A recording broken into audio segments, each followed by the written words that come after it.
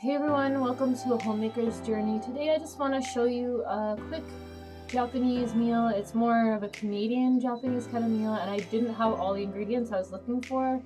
When I went to the grocery store, they didn't have the furikake, and they didn't have seaweed, and they didn't have a few other things that I needed. So it's just going to be a very simplified Japanese meal, and here we go.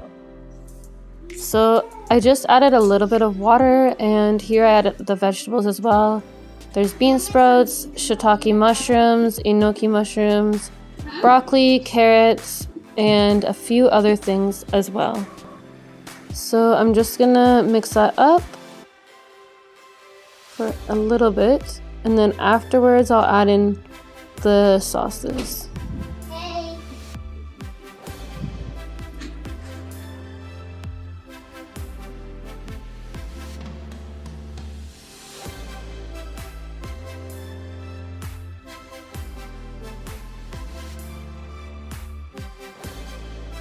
And in the oven, I also have some breaded fish.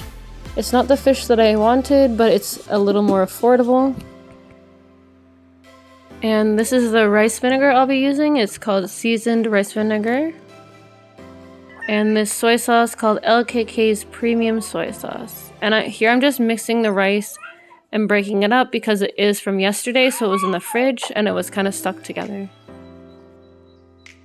And the sesame oil I use is called pure sesame oil. And I'm just going to stir it again.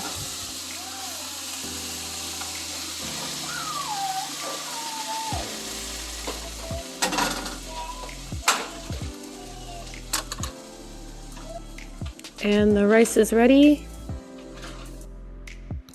And here is the finished lunch.